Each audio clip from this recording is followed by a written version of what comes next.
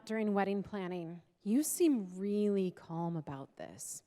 And it was true. I was calm about wedding planning. I had taken back my wedding from the wedding industry and decided to do it our own way with my fiance and I. And it was different than most American weddings. American weddings, we focus on picture perfect, the perfect dress. Oh, look at that venue, those flowers, they're like the prettiest shade of rose, right? And we focus on so much the perfect Pinteresty wedding. We don't see how much it's going to cost us. The average American wedding is over $30,000, and you as a guest cost the couple over $200.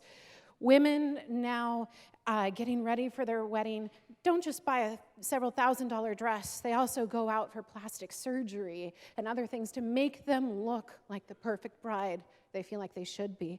And I rejected this notion of an expensive wedding and being perfect at the expense of also who we were authentically. And I ended up writing a blog post about this on Medium. I thought like a couple hundred people would read it. It went viral, and I ended up in the Daily Mail of the UK called, "Is This America's Thriftiest Bride?" Yes.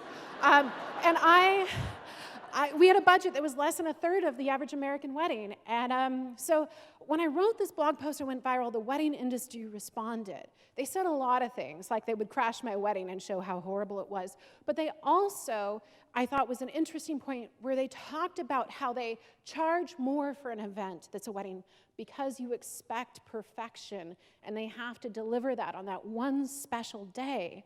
And I think that this is a real ratcheting up of expectation in this vicious cycle where we seek the glamour and perfection of this one day of our wedding, and we're willing to pay anything to make it happen. And the industry knows that. In The Power of Glamour, they talk about how glamour and ideas of glamour shape our perceptions and our wants and needs.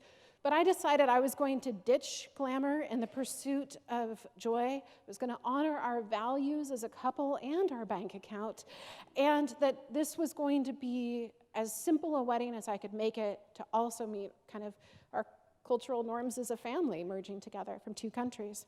So in ditching glamour, does anybody know this book? Like you pile stuff in the living room, and then you're like, doesn't bring me joy, toss. Like that's what I did with the wedding industry. So if it was a tradition that didn't fit, I walked down the aisle by myself to a cellist playing EXO by Beyonce. It was fantastic. Anybody who judges, so many things that just didn't feel authentically us. And then I honored our values. I work in the nonprofit industry. I love Seattle with a deep passion. We had 2 wedding venues for about the fifth of the price of another wedding venue and supported 2 amazing historic nonprofits on Seattle's waterfront. We went and we decoupled catering from the venues, so getting Veggie Grill to cater, which was amazing, and then some excellent salmon from Whole Foods. Things from the sharing economy, and buy nothing groups like this signage. So this is what things cost us. That designer purse was free from Rent the Runway. It was fantastic. I went to actually a drag convention, RuPaul's Drag Convention. It's the best place to get wedding accessories. And I got Ashley Nell Tipton's like amazing Project Runway flower thing for my hair. It was amazing. Anyway, and then to keep things simple, what I did is this. We had a playbook. Anybody who was working the wedding could tear out a page and execute. They didn't need to know something special for themselves. We lined up deliveries using services like Livable. We got wine kegs, people, $2 a glass, self-serve, amazing. And if friends volunteered, great. I put them on something fun and small, but I hired staff from the gig economy to do so. All the plans were super visual and laid out, so images help you plan and adjust. And then we kept things really simple with things like a DIY photo booth with Polaroids. It was an amazing album of photos that friends and family left for us. So in ditching glamour to gain joy, and honoring our values and keeping things simple, we had an amazing wedding that many people here in the audience took part in and made happen.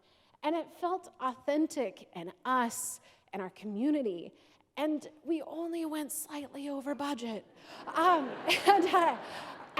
I love the day, but I also love the process of planning. And I didn't feel stressed, and it was really good. So I'm taking the blog post and the experience of event planning and writing a book called Appy Bride, The Modern Wedding Guide, which will be available on Kindle in February 27.